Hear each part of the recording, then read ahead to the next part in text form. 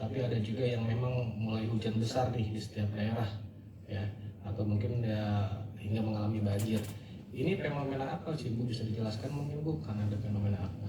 Nah, kalau misalnya saya lihat ya dari infografis kejadian bencana di Provinsi Jawa Barat, karena Provinsi Jawa Barat ini adalah provinsi yang paling rawan di Indonesia ya, di samping kita dari topografi, kemudian curah hujan, juga kita penduduk terpadat di Indonesia dengan kurang lebih 49 juta sampai 50 juta ya jiwa ya. Kalau ada bencana ini pasti dampaknya lebih banyak warga terdampak. Nah, mungkin saya sampaikan dari bulan Januari sampai Oktober ini sudah ada 1.600 kejadian bencana di Jawa Barat ya. Ini memang paling tinggi adalah efek El Nino, kekeringan tadi adalah karhutla. Kebakaran hutan dan lahan. Ya, baik itu lahan, TPA gitu ya. Nah, ini beberapa TPA di tempat pembuangan air sampah ini juga banyak yang kena kebakaran. Kemudian kekeringan tadi betul kan ya. Yang kekeringan jadi banyak yang kekurangan air bersih. Ini kalau saya sampaikan ini yang urutan pertama bencana ya, mungkin boleh dikatakan karhutla dan kekeringan karena memang ada El Nino, ini adalah Kabupaten Bogor. Bogor nih. Ya. Yang kedua Majalengka. Majalengka, Bogor kan hujannya juga lumayan ya. Iya, kemarin ya. Ya. Nah ini Bogor ini saat ini memang sedang banyak diuji ya. Kabupaten Bogor dan Kabupaten Sukabumi dengan adanya banjir, longsor. Tapi tidak menutup kemungkinan juga di Majalengka. Kita lihat kalau tanah kering lama atau genting kering lama atau terkena panas lama itu suka cekah ya, apa bahasa Indonesia cekah? Retak-retak ya, retak-retak. Nah, retak-retak kalau kena air itu potensinya apa? Satu, dia akan mudah longsor, kalau kenteng mudah bocor. Seperti itu. Nah, ini kita harus siaga, gitu ya. Jadi mungkin saya ceritakan kemarin kita ada yang apabila terjadi bencana dia yang akan bergerak gitu ya. Dan kedaruratan dan logistik ini nanti akan bekerjasama dengan SAR. Jadi SAR ini adalah rekan kerja kami. Ini khusus SAR ini untuk pertolongan gitu ya.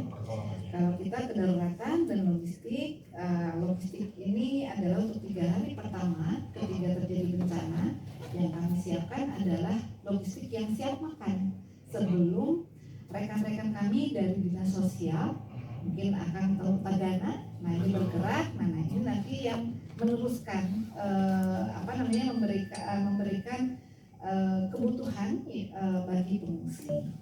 Kemudian ada bidang rehabilitasi dan rekonstruksi.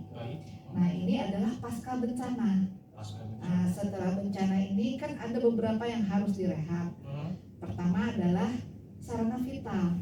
Seperti apa sih yang kita butuhkan setiap hari, sarana-sarananya seperti dapur, dapur ya WC gitu ya. Nah kemudian untuk layanan publik juga kita butuhkan. Provinsi Jawa Barat kita tidak memiliki dinas pemadam kebakaran, fungsinya ini ada di bidang RL.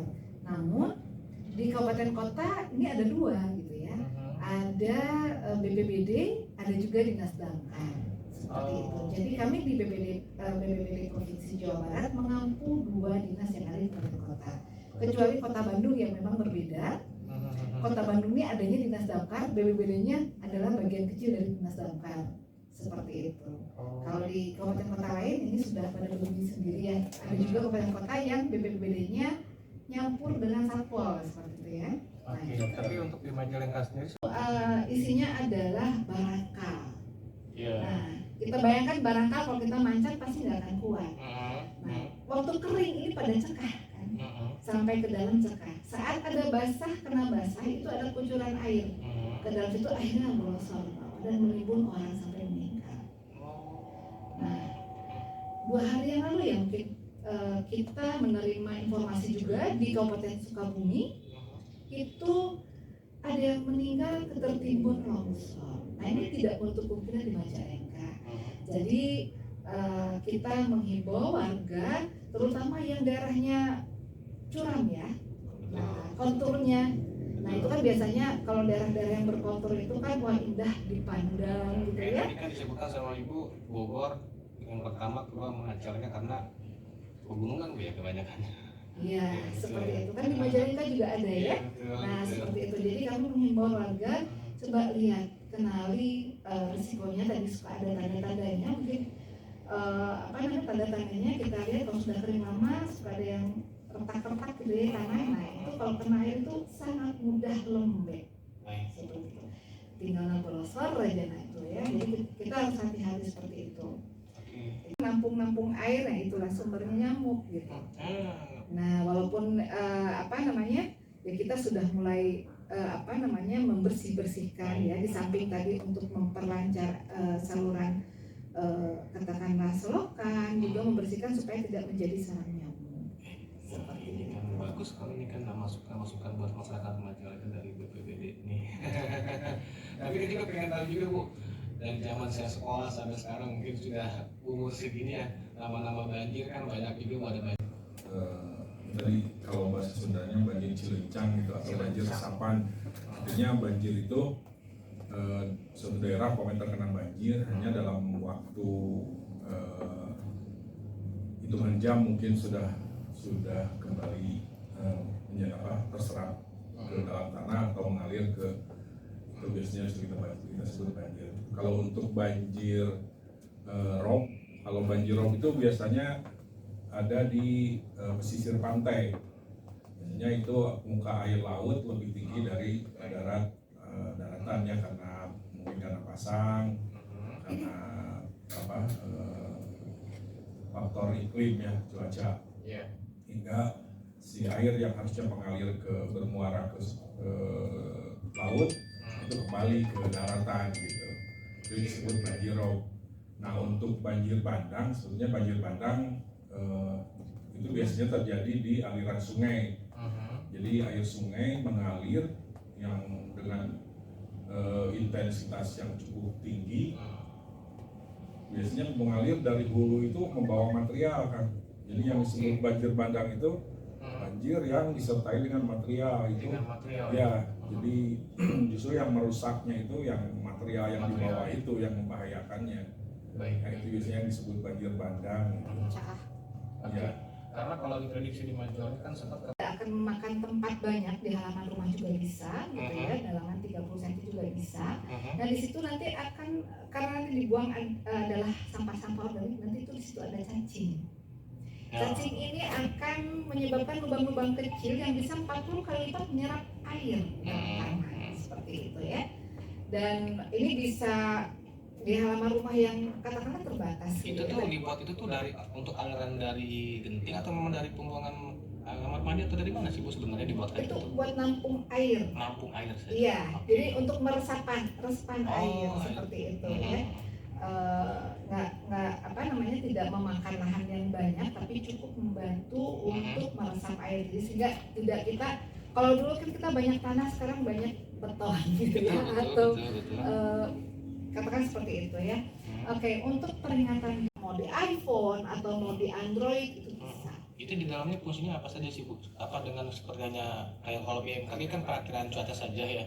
Nah, kalau di sini sendiri apa saja Bu di situ? Di sini informasinya adalah potensi mitigasi. Kita bisa ngecek ya berarti ya? Ya, bisa ngecek, dan ini sudah jadi sudah langsung dengan posisi kita saat ini ada di mana.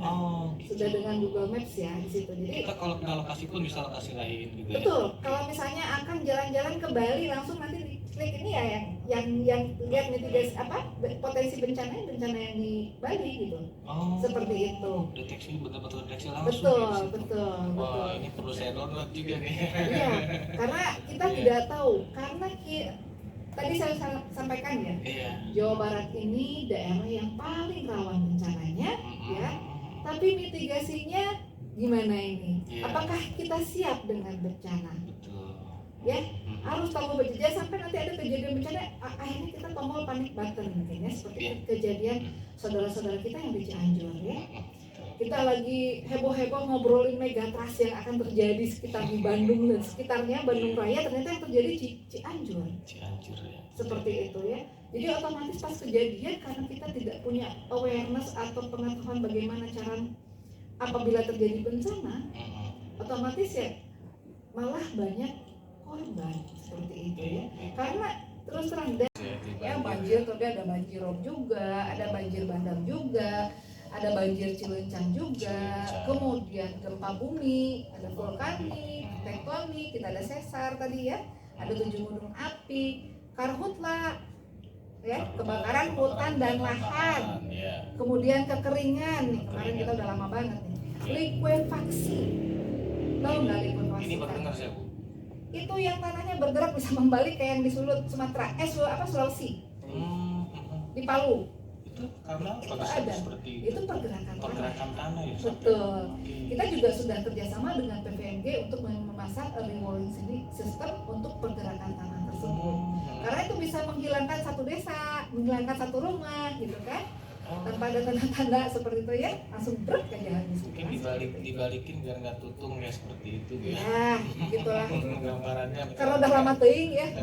Karena memang situasi struktur tanah kan kita berbeda-beda ya. Makanya kita kerjasama juga dengan PVMBG, Badan Geologi untuk memetakan itu ya, tanah-tanah mana yang rawan likuifaksi. Kemudian tadi letusan gunung api ya, atau kemudian tanah longsor, ya, angin puting beliung, angin kencang, ya, kemudian kegagalan teknologi. Oh, bisa juga. Kegagalan teknologi masuk bencana. Coba kan kalau misalnya masuk di suatu perusahaan, kalau misalnya si sistemnya nggak jalan, menimbulkan korban, itu kan bencana juga. Pesawat Sukhoi jatuh, itu juga bencana juga. Ya, seperti itu ya. Kemudian wabah penyakit. Seperti kemarin kita pandemi COVID-19 itu masuk bencana. Ya, langsung PPS itu bencana nasional. Masuk juga epidemi ya. Mungkin yang lokalan seperti kalau misalnya sampai ada kejadian luar biasa itu masuk bencana. Misalnya banyak yang kena demam berdarah, atau misalnya ada pneumonia gitu ya, atau kusta lagi, jalan lagi, nah itu seperti itu kita masuk kategori. Jadi kalau satu lagi bencana sosial, tawuran gitu, itu masuk kategori bencana. Sampai sekarang anak-anak. Nah kemudian kita belum menghitung nih yang November, Desember. Nah dan kita juga puncak hujan berdasarkan perkiraan BMKG ini pas bertepatan dengan pemilu bulan Februari. Nah ini juga mungkin harus siap-siap nih di KPS ya, petugas-petugas dengan KPU nih, bagaimana kita melakukan skenario saat pemilihan apabila terjadi bencana. Mungkin kalau sini bencananya kalau banjir mah mungkin longsor atau gempa bumi bisa kita. Nah ini juga harus dipersiapkan nanti, jangan sampai nanti pemilu terganggu karena ada bencana gitu. Kita sudah siap, tadi kan mitigasi nomor 1. Baiklah. Ya, dengan bencana kita tidak bisa lari dari bencana, tetapi kita harus hidup harmoni dengan bencana, yaitu dengan kita memperkuat diri sendiri. Bagaimana cara kita apa yang akan kita lakukan saat terjadi bencana melalui simulasi diri, memperbanyak pengetahuan ya mengenai mitigasi bencana, dan jangan lupa download aplikasi Inaris untuk melihat early warning system. Itu mungkin dari saya. Pak Dwi ada yang mau tambahkan? Silakan Pak Andri. Masyarakat untuk lebih lebih aware, kita adaptif dengan kondisi kebencanaan yang ada di Jawa Barat. Jadi Jawa Barat ini semua potensi bencana yang ada di Indonesia, di Jawa Barat itu ada gitu kan. Jadi kepada masyarakat tentang bagaimana mengurangi resikonya.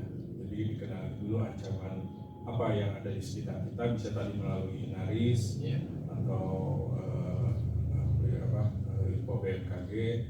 Nah, itu kita bisa mengurangi resiko ya, mengurangi resikonya. Nah, kami dari BPBPS Jawa Barat menyediakan di media sosial. Kita ada di media sosial. Kita ada di IG, ada di TikTok, ada di YouTube. Itu bisa dilihat oleh masyarakat. Jadi masyarakat yang sekarang rata-rata menggunakan gadget, ya coba sekali-sekali membuka pengetahuan tentang kebencanaan melalui platform-platform tadi yang kita sebutkan. Mungkin untuk namanya Pak bisa di BPBD Jabar. BPBD Jabar sih, diketik di BPBD, Oh, BPBD Jabar biasanya ada. langsung ya. Iya, di IG, di TikTok itu ada. Di sana ada edukasi, beberapa edukasi tentang bagaimana bencana banjir, bagaimana menginginkan bencana bila terjadi bencana gempa bumi,